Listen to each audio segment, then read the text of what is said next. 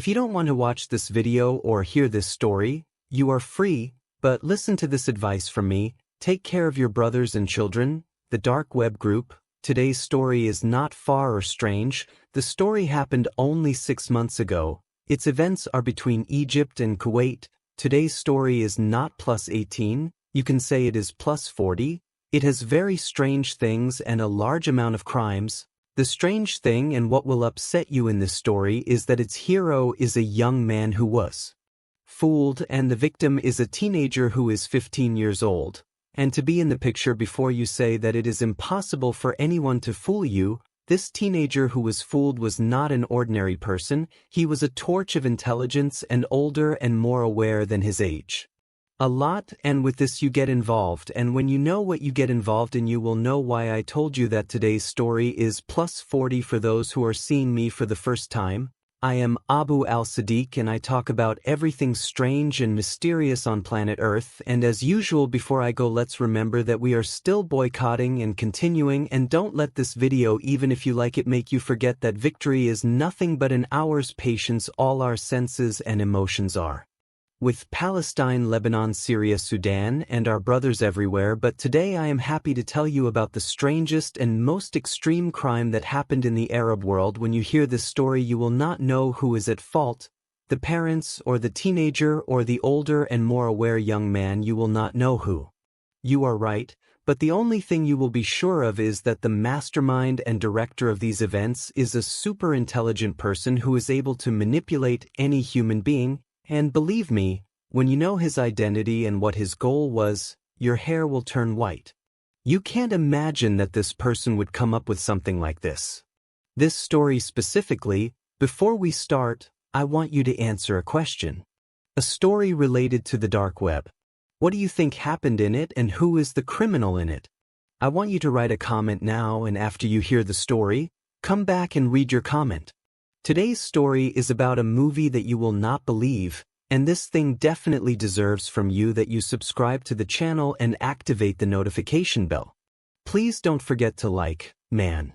I do everything to develop the content and get you to a very nice level and have fun. Everyone is happy with the montage and everyone is happy with the new studio. I will show you, yes, in the next video in detail. Please do not be stingy with us with a like. The beginning is on September 18, 2023. An Egyptian young man named Tarek Abdul-Muttalib, or Tarek Abdul-Muttalib, as they say in Egypt. He is a 29-year-old young man who traveled from the city of Aswan to the Egyptian capital, Cairo. He went there to work. Tarek is a young man who studied and was educated, but he was not able to work with his degree for all these years. He worked in popular cafes, meaning tea, coffee, and hookah. He knows how to take orders and place orders and calculate them. Yukan Muslim says in Bab al-Hara that Tarek went through 3 stages. Each stage had something happen, as big and important as it was. You could say it happened as big as the planet. I won't tell you now what happened to him. I'll tell you later so I don't spoil it for you. Anyway, guys, before Tarek left Aswan, he was working in a cafe. During that period, he met a girl and loved her very much. The only obstacle between him and marrying her was money. The man had enough money and he wasn't able to get involved with the girl or cover the expenses and costs of the marriage. Anyway, something happened to him that made him earn approximately £180,000. With £180,000, he could get engaged, get married, and go on a vacation as well. But what he didn't calculate was his account is that the girl, after he had money, stopped giving it to her after he proposed to her. She rejected him and told him, "I'm sorry, we're not for each other. It's impossible for me to marry someone who does something like what you did." Of course, now you're thinking that Tarek got the money from theft or from dealing in prohibited substances or that he gambled or that he killed. Anyway, he got it the wrong way. But no, you're wrong. The man did something 1,000,000 times worse.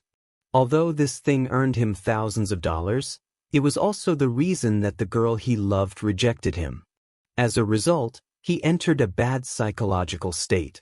After that, he fought with his employer, left the job, and stayed at home. As much as he hated the situation he was in, that he decided to leave the city altogether. He left Awan and went to Cairo.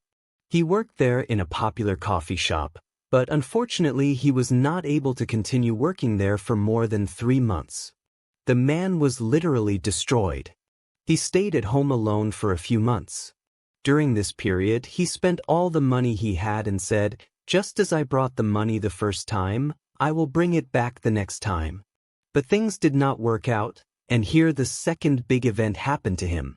He was trying to bring his money back the same way he brought it back the first time. He got to know a person on Facebook named Ali Khaled. Ali. This is the director and screenwriter of the worst crime that happened in the Arab world. Tarek, after Ali Khaled contacted him, went back to look for work from the beginning. Tarek was a respectable young man who was very kind to people.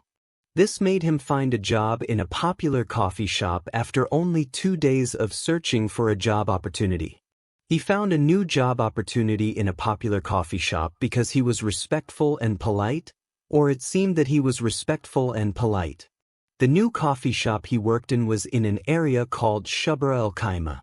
He was working and active, and his affairs were fine.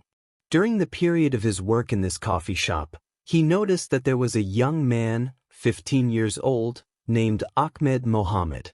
He used to come to the coffee shop, and everyone knew him and loved him.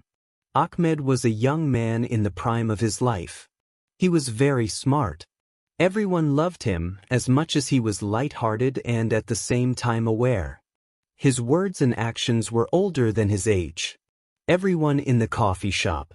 They knew Ahmed because Ahmed loved popular games and dice games, so whenever he entered, he would sit at any table that had a game on it, and from there he would get to know people. In addition, of course, because he was the son of the neighborhood, meaning everyone knew him and his family. One of Ahmed's characteristics was that he was thin. He focused on the word thin because the real disaster happened because of his thinness. Anyway, little by little, a relationship developed between Ahmed and Tarek, and to be honest, this matter is normal and logical. I mean, a young man who is known in every cafe and in the entire neighborhood and is loved, and the second employee is responsible for all the orders in this cafe, so they became friends. It is true that the difference between them is approximately 15 years, but that is how life is when two people meet each other and become. They see each other every day, maybe they get to know each other and become friends. The important thing is that these two understand each other and everything was done in front of people. It is very clear that the relationship was healthy, just friendship. As soon as Ahmed entered the coffee shop, he would go to his friend Tarek to greet him. He would sit with him and Tarek in turn would pamper him with requests. His requests for Ahmed were all free. We will repeat everything that was out in the open, and he was doing it in front of people. After 2 months, the relationship developed and they started going back and forth together. They would have lunch together and go on outings together, to the point that one time Ahmed invited Tarek to his house so they could meet his family. Imagine how a father would feel. When he knew that his son's close friend was 15 years older than him, the father was shocked and told his son that he had to be very careful and pay attention to this matter. The father is more aware and older and understands these matters more. He warned his son and told him that he shouldn't trust him too much. I mean, Tarek would make you drink something or teach you about smoking or drugs. But Ahmed was fully aware of this and told his father that the whole neighborhood knows Tarek and Tarek is a respectable person. He told him that the whole neighborhood knows me and I always go and sit at the coffee shop and everyone who sits with me at the coffee shop is Tarek's age and older. Anyway, the father didn't delve too deeply and didn't stop at the subject, but he warned him about one subject and told him to be careful for any reason. In the whole world, you don't go with Tarek to his house. You and him don't meet in a place isolated from people. And indeed, the boy was very aware of this point and things continued to go normally. There was nothing strange or unusual until April 15, 2024. That is, after a friendship that lasted for about 6 months, On that day Ahmed didn't come to the house at all. The father got busy and started communicating with him. After that, he started communicating with people who knew him. The first person he communicated with was the teacher who Ahmed worked for. Ahmed was a school dropout and he worked for a carpenter. A carpentry teacher told the father that Ahmed, as usual, as soon as he finished work, left work at the same time. Everything was normal. The father contacted all the people that Ahmed knew, but in vain he went down to the coffee shop below their house and asked about his son, but in vain he also told you that he is definitely with Tarek. He went to the coffee shop where Tarek works and asked about him. The owner of the coffee shop told him that Tarek went out and he doesn't know where he is. It was 12 at night and Ahmed couldn't see the father's trace from one place to another. He asked about his son, and before we continue, there is something I need to explain to you. According to the father, Ahmed was a teenager, 15 years old, but his mind was the mind of a 40-year-old. Even though the father didn't know that Tarek was Ahmed's close friend, his son, and 15 years older than him, he wouldn't have looked for him. That means all his worries about Tarek were over. He knows his son is a very conscious person and will return home no matter how late, but from the beginning he was not comfortable with Tarek. He will not clean, of course. I forgot to tell you that Abu Ahmed asked Tarek's number from the owner of the business, but the surprise was that no one who works at the coffee shop had Tarek's number. The reason, in short, is that he is a committed person and at the same time he did not share his number with anyone. He means that he comes to work at the specified time and leaves work at the specified time, and he has never done anything unusual that requires you to tell him to give me your number. Anyway, sir, the father tried in every way to reach Tarek, but he could not, and he said to you, "Okay, I will go back home and wait for my son from here to you." In the morning, he did not return. All night, the father and mother could not sleep. It was 9 o'clock in the morning. The father went out into the street and started asking shop owners and people about him. Has anyone seen Ahmed? Does anyone know where Ahmed is? One of the neighbors told him that he saw him enter the pharmacy with a young man in his 30s. The father entered the pharmacy and showed the pharmacist a picture of Ahmed. He said to him, "Did you see this young man before?" The pharmacist said to him, "Yes, I saw him. This boy entered my room yesterday with a young man in his 30s and bought narcotic drugs." He said, "But Tarek taught my son about the drugs that were given to him. The poor thing does not know the truth yet." Anyway, the search continued until noon. At that time, one of the neighbors were working in finishing works. He told him that one time he went to Tarek's house and did some repairs. He told him that he knew Tarek's number. The father immediately took the number and called him. As soon as the man answered, he exploded on the phone like a volcano. He didn't miss a single bad word. After the father talked to him like that, Tarek responded in the same way and said to him, "I don't want to get rid of you and your stories and your son's stories. Brother, go look for him. Go look for your son and see where he is. I'm not the one who interfered. I didn't see him at all yesterday." He was so angry that he hung up on him. The father immediately went to the police station and reported his son's disappearance. Since that was the last place he saw him, Ahmed was the pharmacist, so they left and returned to the cameras. It was clear to them that Tarek was with his son when they entered the pharmacy. It turned out that they had actually bought narcotic drugs. Immediately, a patrol went to Tarek's house and the father and the finishing worker went with them to show them the house. They knocked on the door, but no one answered. They were forced to break the door and enter the house, but I wish they hadn't entered the matter. It turned out to be much bigger than they expected. Tarek, from the first day he worked in the coffee shop, was looking for his prey. The prey that would earn him £27 million. So that the video wouldn't be deleted, I won't explain much to you, but it's enough for me to tell you that they entered the salon. They saw Ahmed hanging. He was hanging like a sheep and everything inside his body was missing. The scene was scary and terrifying and no one could believe it. What brought this guy to this place and why did he end up like this? At first, everyone thought as you did, that Tarek was an organ dealer who stole Ahmed's organs and ran away. But the surprise was that all his internal organs were there, but they were put in a black bag in the kitchen. The bag had everything in it, nothing was missing. Why was this? What was the reason that made Tarek do this to Ahmed? Could it be revenge? But still, it wasn't revenge. The whole story was a lie. Tarek was arrested only 4 hours after the body was found. The man was devastated. He resisted, did not lie, and did not say anything wrong. He told everything and revealed details that no human mind can imagine. That is why we must go back to the beginning of the story so that the whole picture becomes clear. At the beginning of the video, I told you that Tarek went through 3 stages and 3 major events happened to him, each event as big as the planet. These events are what led us to what happened. Tarek fell in love with the girl and decided to marry her. The obstacle in front of him was money.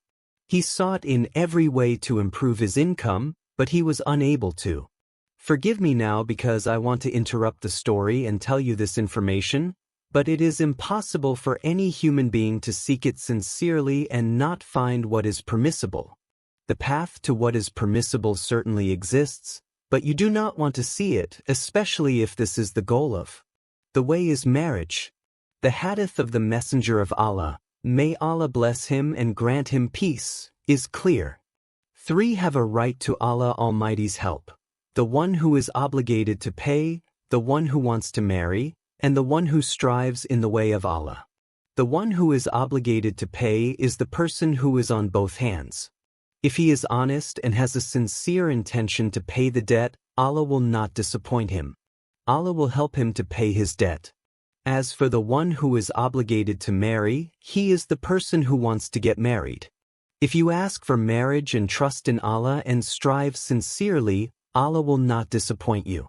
Your right with Allah is that He will provide for you and make lawful things easy for you. This information may not be related to our topic today, but I want you to know that what Tarek did has nothing to do with it. It is impossible to justify it correctly and honestly, and God did not help him, so I do not want to justify his behavior that I will tell you now. Tarek contacted someone on Facebook named Abu Hamza. Abu Hamza is a human organ broker. Tarek told him immediately from the door, "I want money." "What do you need?" "I am ready." Abu Hamza told him, "We need what?" They kept in contact and negotiating for 2 days. In the end, the deal was completed. Tarek went to the hospital and signed papers confirming that he was donating, just donating, not selling. He donated his kidney to someone who was undergoing an operation. He remained in the hospital for a few days until he regained his health. He received the money and returned home. He is here at work. I must explain it to you because no one knows. No one has it. Information whether Tarek did this work in 2023 or 2012 when he sold his kidney, no one knows when Tarek changed his statements more than once during the investigation. Once he said that he did it in 2012 because he needed money, and once he said that he did it in 2023 because he wanted to get married, but the proven thing is that the man actually sold his kidney through a broker named Abu Hamza. Abu Hamza is not known at all. Anyway, according to Tarek's story, when the girl found out about the story, she rejected him completely because this is not the way to solve things. After that, he went to Cairo and worked in a coffee shop. After that, he left the job due to a problem and stayed at home for a period. While he was at home, he went to the same secret Groupon. He posted on Facebook that he was ready to sell part of his liver. A person named Ali Khaled contacted him and said to him, "What do you think of a better project? Instead of selling part of your body, I have a project that will earn you $200,000. Tarek went crazy and did not believe what he said. He told him, "I will be with you until death, but tell me how." He told him, "You will kidnap someone who is less than 16 years old. He must be very thin so that his organs are clean and free of fat. You will kill him and I will buy all of his organs from you for $200,000. Of course, Tarek agreed and laughed at Tarek. He laughed at him just as we laughed at you at that moment, and I thought that the story was a story of organ theft, my friend. The matter is bigger than that. You must know that this is the second event. The big thing that happened in Tarek's life in the third stage was coordination between Tarek and Ali Khaled all the time. Ali was always there for Tarek at every step. Not only that, he told him, "If you need money, I will send it to you. The important thing is that you find the right victim." Of course, by God, guys, Ali Khaled's intelligence will shock you, especially when you know who he is. The important thing, guys, is that the first thing Tarek did was go back to work in a coffee shop, and this was according to Ali's instructions. He told him, "Go back to your work because in a coffee shop it is very easy to find someone with the specifications that I told you about." Indeed, from the first day, Tarek saw Ahmed after his picture and said to him, "Do you see this young man? What do you think of him?" He said to him, He is the one we are looking for." He gave him instructions and told him how to deal with him and how to win him over. He made him understand how his friend would treat him. Everything was planned and drawn up. The stages of the friendship and the way they met. Ali had made a condition on Tarek that it was strictly forbidden for him to meet Ahmed in any closed place. You must remain his friend in public and in all public places in front of all people so that no one would suspect you. The only thing that Tarek disobeyed Ali's orders about was the execution time. Tarek was never able to take Ahmed to his house and kill him there. More than once, he took him to his house and he was not able to do anything to him. He did not want to kill him because he loved him and nothing happened between them. No, never. But because he is not able to kill and do what Ali is asking him to do, Tarek asked Ali to get help from someone else so that he can make the operation easier. Tarek told him, "I kidnap a girl and bring someone else to kill and steal organs." However, Ali refused categorically and told him, "I am searching and looking. If I see someone suitable to help you, I will connect you with each other, but now all you can do is work on your own." Imagine a period of 6 months and Tarek is not able to do it. During this period, Ali sent Tarek money so that he could spend on the victim. Ahmed, all the trips and everything they did during their friendship period were all at Ali's expense, who was waiting impatiently for the implementation. They arrived on April 15, 2024, and this was the day of execution. 2 days after Ali sent Tarek a prescription for all the medications needed for the operation to transfer the organs, and Tarek bought all the tools that were requested from him: anesthetic medications, syringes, tubes, solutions, and boxes of everything needed to preserve the organs. However, on the day of execution, Tarek discovered that there were missing medications that he had not brought, so Ali told him to finish and bring them on the way. They are simple anesthetic medications that are not stored in any pharmacy. He can give them to you if you pay him extra. On the same day, Tarek went to Ahmed's house and sat waiting for him before it was time for him to return from work. When Ahmed left work on his way, he said, on the way home, he saw Tarek. He stopped and they both talked to each other. He said to him, "Walk, let's go get something to drink, and then you can come back home." On the way, he said to him, "I need some things from the pharmacy. Let's go get them."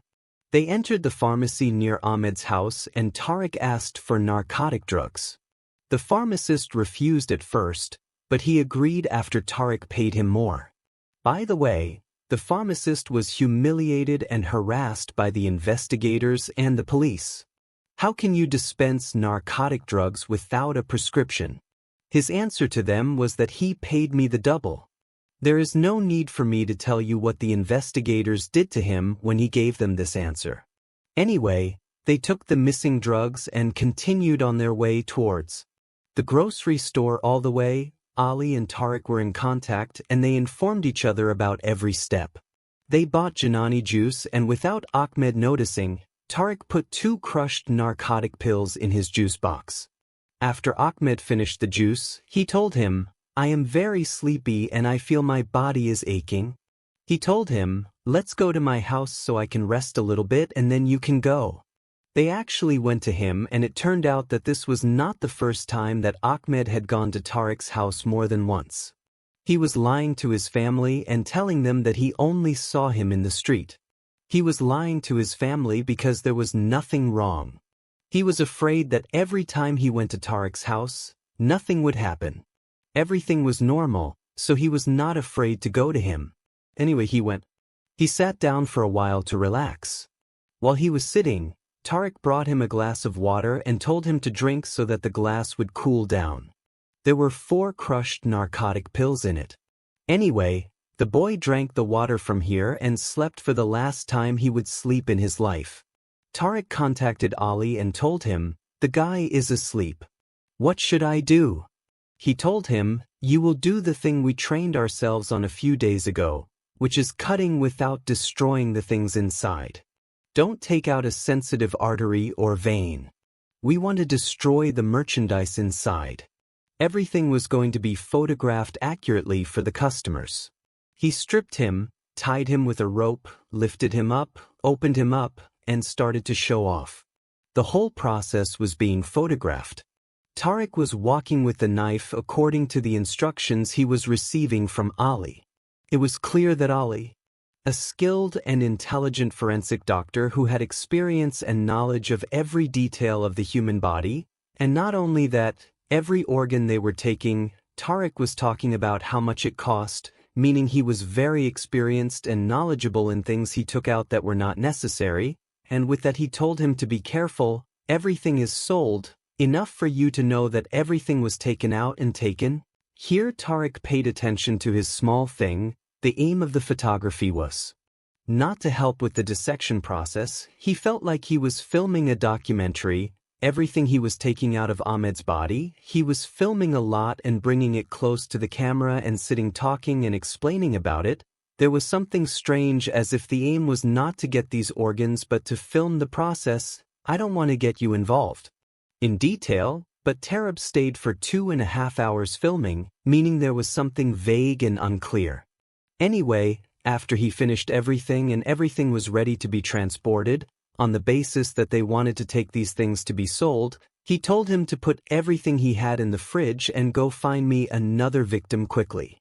Tarek was shocked and told him, "This talk is not reasonable. I am one victim. I spent 6 months looking for her for you and I was not able to do this thing. Now you are simply asking me for a second victim." Of course, I forgot to tell you that Tarek was taking sedatives at the time of execution, and he said that if it weren't for them, I would not have been able to do this thing.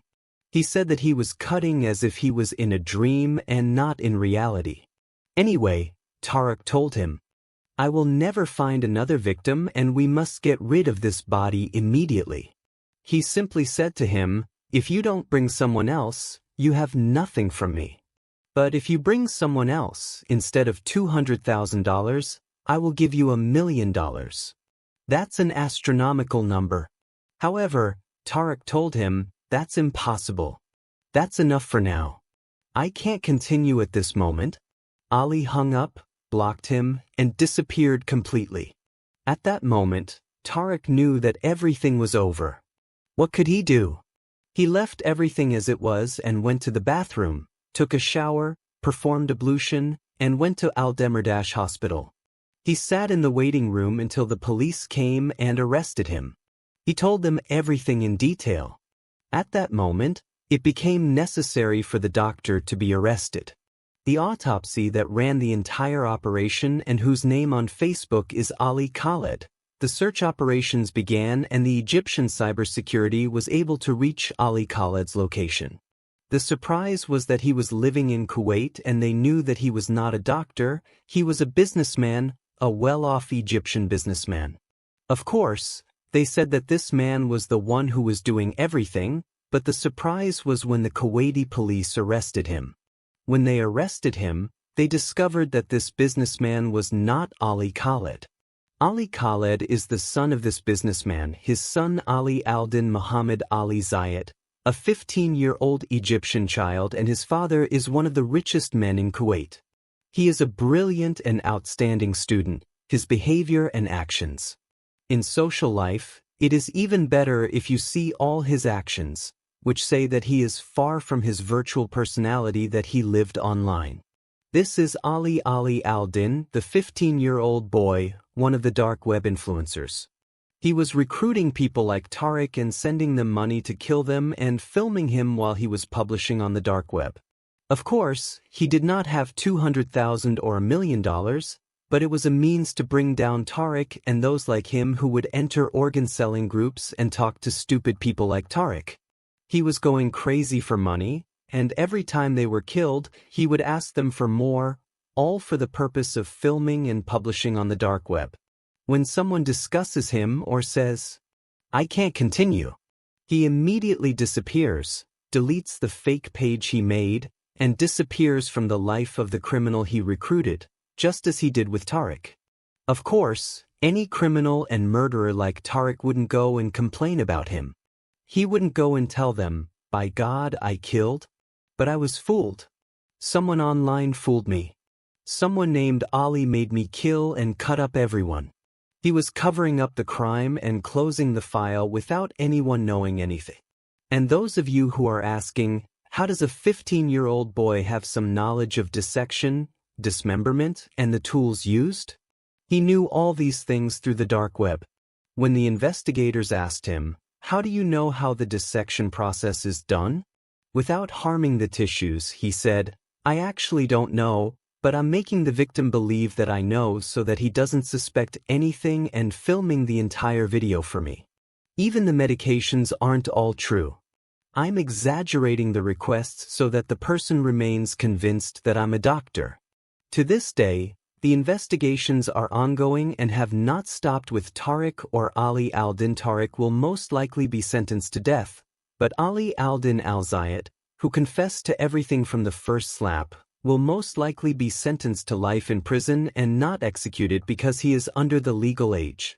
Sources say that Ali Al-Din, the young Egyptian man who is only 15 years old, has recruited people from more than one Arab country, and the number of his victims exceeds 30. The story may be strange, but this information is not from me, but from the investigation file that has not been completed yet and has not stopped yet. Day after day, stranger and more scandalous details are emerging. No one knows where the story will end and who it will reveal. This was our story for today. I hope you liked it. If you liked it and were interested in this type of strange stories, I advise you to watch the video of the thieves who carried out the largest robbery in the entire Arab world. This story does not contain murder, but the mysteries in it are 1,000,000 times stranger and deeper. Tell me your opinion as well. Is Ali Khaled really the criminal and the one who is recruiting young men to kill, or will there be a party behind him that is more dangerous and greater to the point that its name is not mentioned in investigations? I will see all your comments. I am Abu Al-Sadiq Al-Salam, and I will see you in a new video.